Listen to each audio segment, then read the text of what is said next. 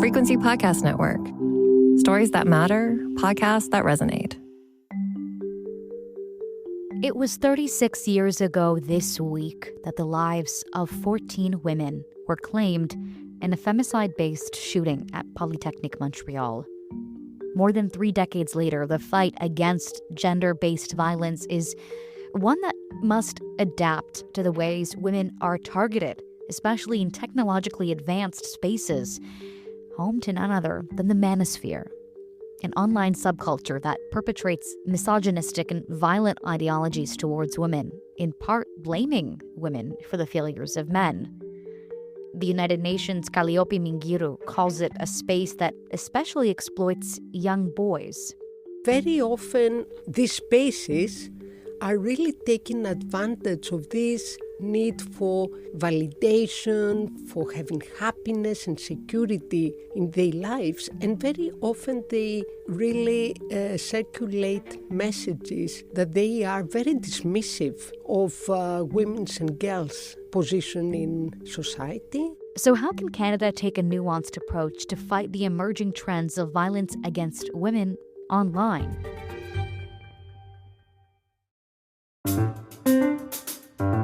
I'm Maria Kestane, and today on The Big Story, I'm talking to Dr. Cecile Rousseau, a psychiatry professor at McGill University and the Canada Research Chair in Preventing Violent Radicalization, to discuss the transformative nature of gender-based violence through online spaces and how the Canadian government needs to rethink its approach to preventative measures. Dr. Rousseau, thank you so much for joining me today. My pleasure. You know, as we approach December 6th, the National Day of Remembrance and Action on Violence Against Women, I think of the strides that have been made to fight gender-based violence and to debunk misogyny, and how in 2025, those strides seem to not necessarily compete with the rise of technology-facilitated gender-based violence. How has gender-based violence transformed over the past few decades, and where is it most prevalent now? So you're right. Taking a historical perspective is very important. Gender-based violence and I would say patriarchal views of societies have in fact decreased steadily in Canada from, I would say, the 70s until almost 10 years ago. So that is important. It's important because it's not as if we're in more of the same. So women have achieved in Canada rights. It doesn't mean violence toward women have stopped. But when Polytechnique happened and this terrible event, I would say it happened at a moment where women's rights were doing quite well. Okay, and where, certainly in Quebec, in big surveys, if you ask people at the time who should be head of a family, just approximately 10% of people would say it has to be a man. Okay, it could not be a woman. Now, this is changing, and it's changing very rapidly in the last decade. And I think that it's dangerous. As women, we feel threatened. And it's really important for us as a society to try to understand why is it changing? Why are we suddenly going backward? And we're not the only one going backward. In the US, human rights are going backward in a very frightening way. This is also true for the whole world. The head of UN recently said, Mr. Gutierrez, that women's rights over the world are doing poorly. And so the big question is, what are the common factor in the fact that at the level of the planet and North America, we're doing so poorly in terms of human rights presently? Right. Where do you think that kind of reversal started in the past 10 years? It's interesting. People talk a lot about the pandemic, but the pandemic happened when the movement toward more misogyny, more violence toward women had already begun.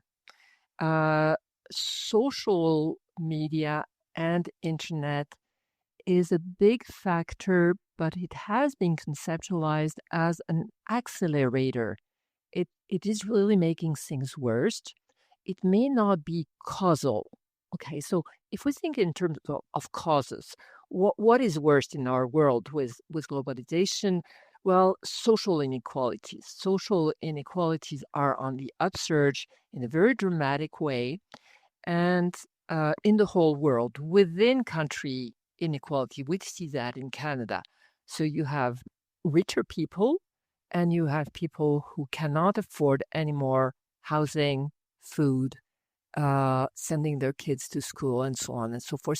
So a situation of a lot of social suffering. Now, if you look at studies in United States, there is a whole movement of study who are called death by despair. And what they show is that white males, which usually are considered as a privileged one, in our analysis, from the Midwest, a center of United States, have or overrepresented in terms of mortality, morbidity. So these men are dying because they cannot have good jobs anymore, and they have a hard time supporting their family. So I think it's important to see that these factors and the shattering of identity. So the fact that we have flexible identities, that we can choose our gender identity, that we can, of course, choose our sexual orientation, all of this are advances in terms of our society, but they can also provoke identity confusion. And we know identity confusion is associated with violence. So I would say the loss of role models for males and the fact that economic situation is very difficult have brought a lot of fear in young boys and males, and that can explain in great part the attraction of people proposing certainty, like Andrew Tate. He's rich, he looks strong, he looks handsome, and he said that he have all these women, and that he can dominate all these women, and that it's okay to be angry and it's okay to be violent. So you could see how these models, in a moment where man identity can be and is shattered, and their economic status is very uncertain, this type of discourse encounter fertile ground, especially if it's legitimated by the most powerful and the richest man in the world. You brought up Andrew Tate and that quote unquote figure that he is for young men. I want to talk a little bit about incel culture, these online spaces that fester and grow, those kinds of behavior towards women. When and how did incel culture take shape? Interestingly, because you have the one of the figure which is considered as a founding figure is Elliot Rodger. So he is a mass killer who killed women. Marc Lépine in Quebec was long after the fact recuperated by the incel movement as an incel. Of course, incel at the time didn't exist. And I think it's a wholly different predicament. But the incel said this man was angry toward women, and thus he's one of ours. Well, what is important in incel culture, because it attracts a lot of media attention, it's largely grievance related. So it kind of attracts men who feels isolated, who feel ugly, who feel they are loser, and who have to kind of explain and make meaning of all these failures by saying it's woman's fault. It's not us. It would happen to anybody in our position. Now, these are very isolated individuals who create communities online with concepts, common concepts, to explain the word, to explain women. I think that as important in terms of women's violence is masculinism related to alt-right, extreme right, neo-Nazi culture. So this is the more traditional patriarchal position who say woman belongs to the man and the body of woman belongs to man. So Andrew Tate is absolutely not an incel because he's a winner. He's an alpha. So so if you consider all the masculinist movement, Andrew Tate was really be in the position of the alpha males. You should take whatever you want and be a winner. Sigmas are distinct and can also sometimes more bitter, be dangerous for women. And incels are the more isolated one. What is interesting is that while incels should be of concern, from a clinical perspective, from a social perspective, they are easier to reach out because of their high distress, because of their total isolation. And I would say, in my experience, they respond to empathy and they respond to being surrounded by people who tell them, you do have a chance. It's possible to do something else. Maybe less evident for masculinist position who build on a very powerful position, not a position of being losers, a position of being dominant, which is sometimes much more difficult to challenge.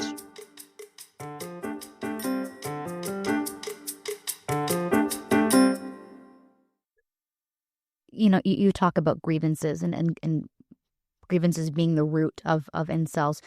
Who is most vulnerable to these online groups? Is there a pattern of the type of people that join these online communities? I would say overall, yes, the pattern is isolated individuals with very high distress.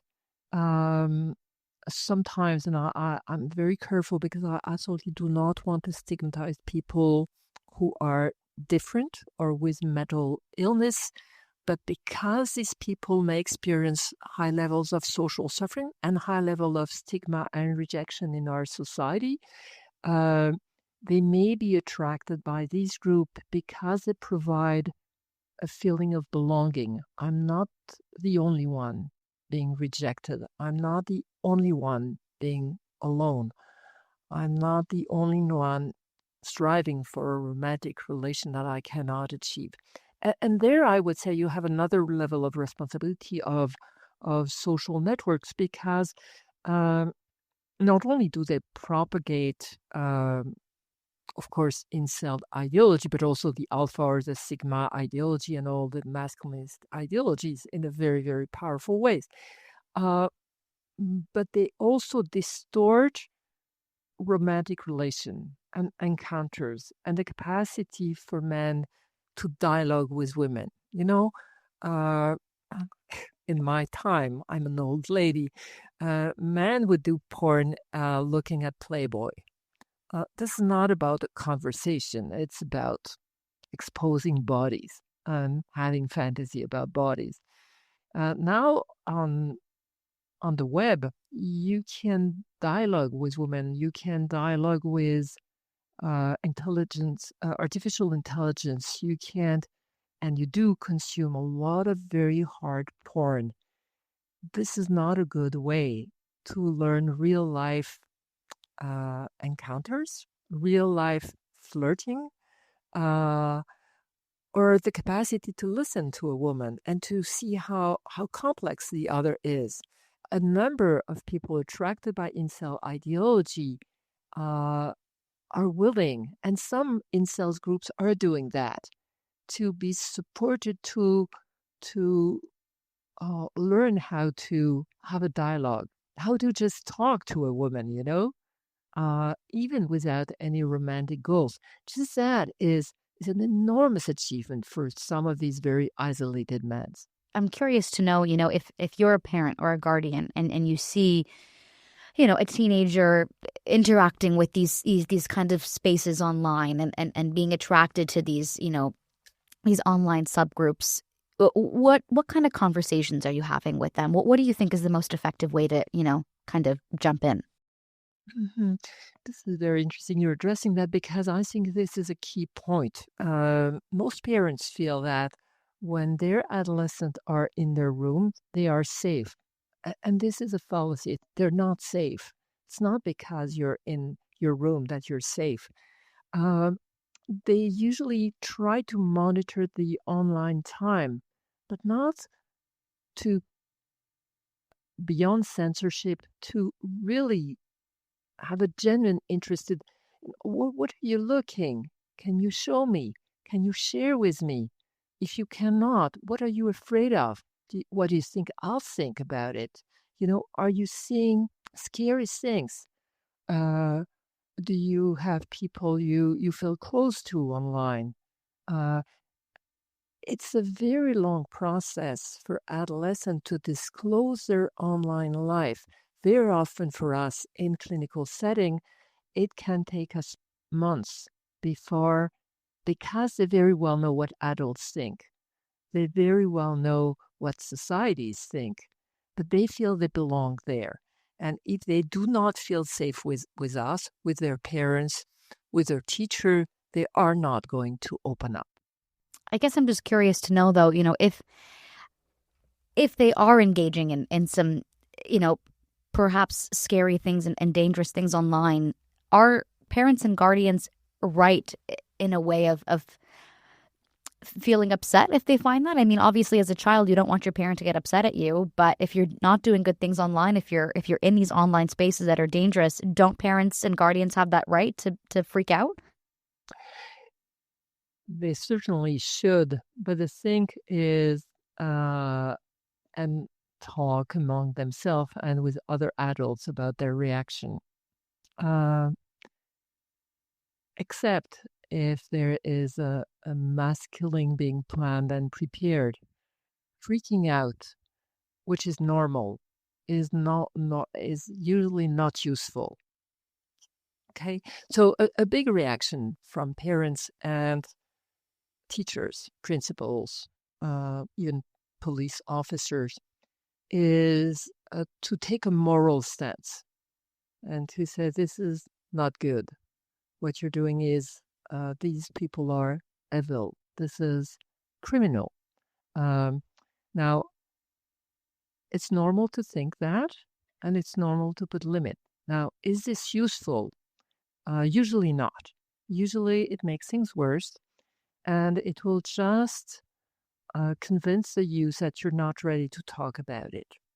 So, rather than saying Andrew Tate is a criminal and an abuser of women, which eventually you'll say, you really have to ask first, okay, what attracts you about this guy? What do you like in him?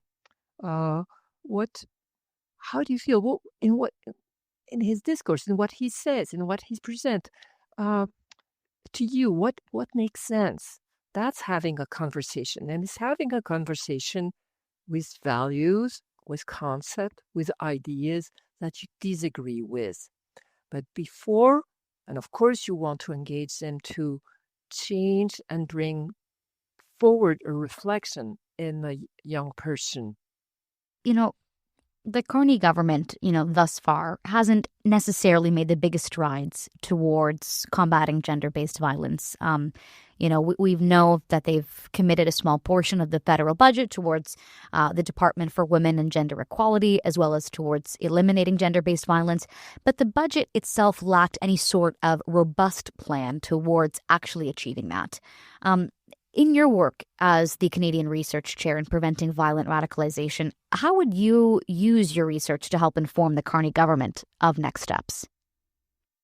This is an excellent point. I think that beyond security measures regulating the online space, which is actually difficult because, it goes deeper and deeper each time. So, okay, we should go on with this measure. It's not evident that most of the things we finance with our money are effective.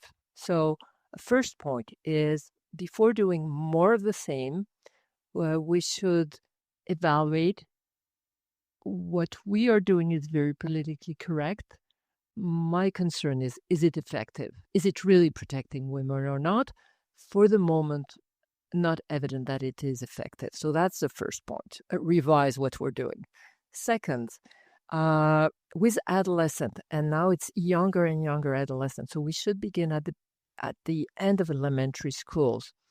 What is important is young people, young boys, but also girls are telling us nobody listens to us. And everybody tells us what to do. So they feel they have no voice and no agency. Our society should take the risk of listening to young people's voice, even when they are saying things which are unpleasant or uncomfortable. We need to understand. And when you do that, and when you open this space, I think it's quite fantastic. And I still keep true hope in those new generation. They are protesting. They are provoking us in multiple ways.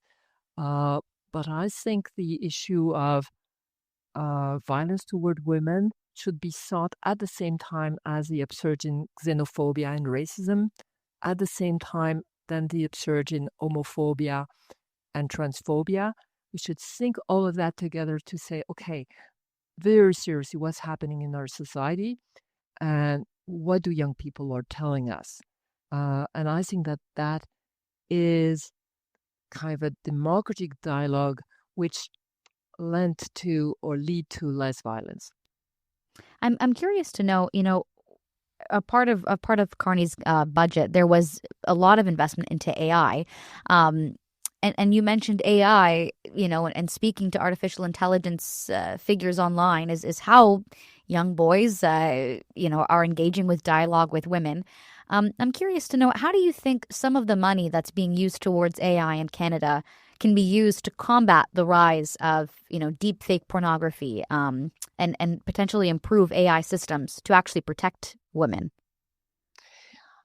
I would say, I think it's possible.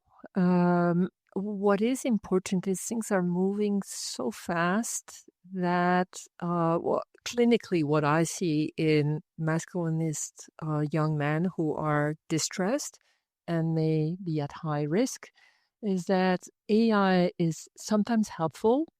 It's really their best friend, and it may regulate violence. In other cases, it really makes things worse. So for the moment, it's a double-edged sword. We should be very careful because things are moving so rapidly, and the online group who promote violence will use all of our knowledge to revert it to weaponize further the young man. So we should be cautious, lucid, and constantly evaluating what's happening and what we're trying. It's a trial and error process. We cannot rely on evidence. We have no evidence on what's happening now. It doesn't mean we should stay still, but there is a necessity to say, okay, let's try it, but we may be wrong. That's the stance I think we need to have. My last question for you, Cecile, where do you think in 2025 prevention measures and messaging should be aimed at? Certainly at schools. The age range of our young adolescent being affected by these things is dropping dramatically. Schools are a universal place to act. Absolutely essential. It should be the key of our intervention. But taking care of school teams. School teams are exhausted, composed largely of women who feel threatened, shattered, and hurt by what's going on. and by being constantly questioned that they're not legitimate because they're women. So working with schools, yes, but let's take care of our school teams. Dr. Cecile Rousseau, very interesting conversation. Thank you so much for joining me today. Thank you. And that was The Big Story. We'd love to hear your thoughts on this conversation. Reach us at hello@thebigstorypodcast.ca or find us on Blue Sky @thebigstory. If you know someone that might find this conversation interesting, be sure to send it to them. You can listen to The Big Story every morning, Monday through Friday. And don't forget our weekend listens. I'm Maria Kestane. Thanks for listening.